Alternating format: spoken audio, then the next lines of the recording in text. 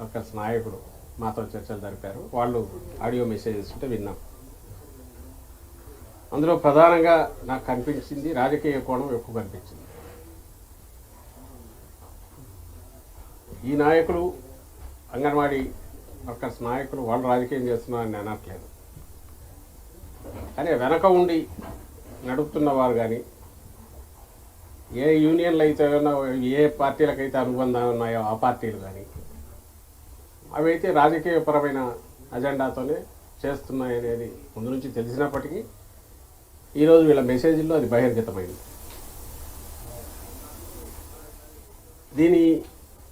దీని రిపర్కషన్స్ ఇవి ఎంతవరకు ఉంటాయనేది ఆలోచించడం కంటే ఇంతమంది ఉన్నాం కదా, 1,00,000 మందిమి, మనం అనుకున్నది రాకపోతే ప్రభుత్వాన్ని అయినా దించేంతవరకు పోగలం అనే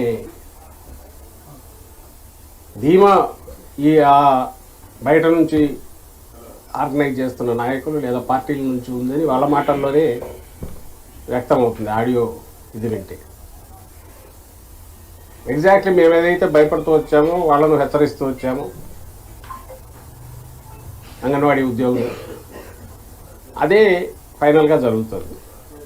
నేను చెప్పదలుచుకున్నది ఒకటే, మేము అంతకుముందు అడ్రస్ చేసిన ఏవైతే సాల్వ్ కాగలిగినవన్నీ చేసుకుంటూ వచ్చాము, ఏదైతే ఇమ్మీడియట్ ఈ టర్మ్లోనే ఇప్పుడు చేయడం కుదరదు కాబట్టి తర్వాత భవిష్యత్తులో దాని గురించి ఇది ఎన్నికల సమయం, ఎన్నికలు వస్తున్నాయి, అయిపోయాక తర్వాత మాట్లాడదాం, దాని గురించి ఏదైనా సానుకూలంగా చేయడానికి ప్రయత్నం యాదాపనం అయితే చేయలేమని చెప్పారు.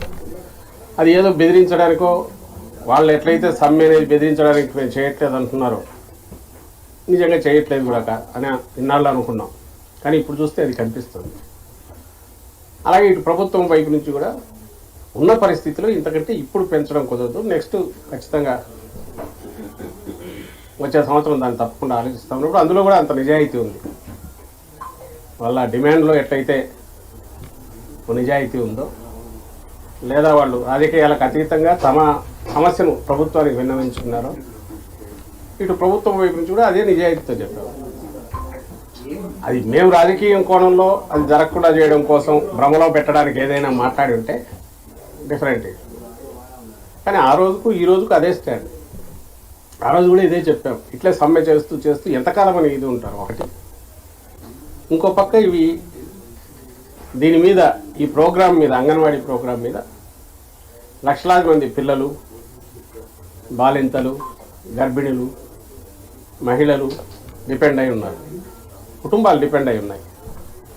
వాళ్ళకిచ్చే ఫుడ్ కానీ రేషన్ కానీ రెగ్యులర్ సప్లైస్ కావాలి, మళ్ళీ మంత్ వచ్చింది అది మొదలవుతుంది, దానికి అవసరమైన ఏర్పాట్లు జరగాలి. అంటే ఎక్కడో ఒక పాయింట్ దగ్గర గవర్నమెంట్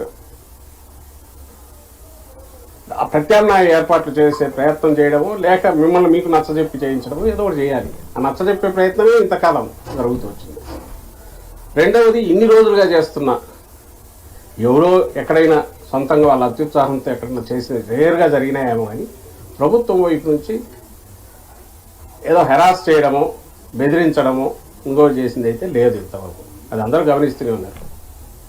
ఇదే గతంలో చంద్రబాబు నాయుడు గారు ప్రభుత్వంలో ఉన్నప్పుడు ఏం జరిగిందో అందరికి గుర్తుంది. ఆ అసహనంతో జగన్మోహన్ రెడ్డి గారి ప్రభుత్వం ఎప్పుడు లేదు. అంగన్వాడీ ఉద్యోగులను ప్రభుత్వంలో భాగంగానే చూస్తుందేమో.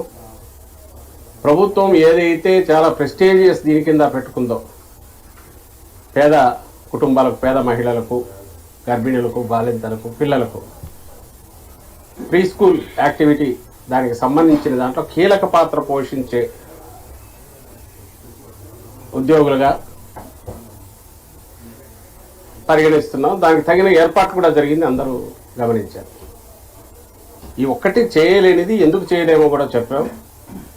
భవిష్యత్తులో దాని గురించి ఆలోచిస్తాం, దయచేసి విరమించమని చెప్పాం. తర్వాత ఇప్పుడు కూడా మళ్ళీ అదే చెప్తున్నాం.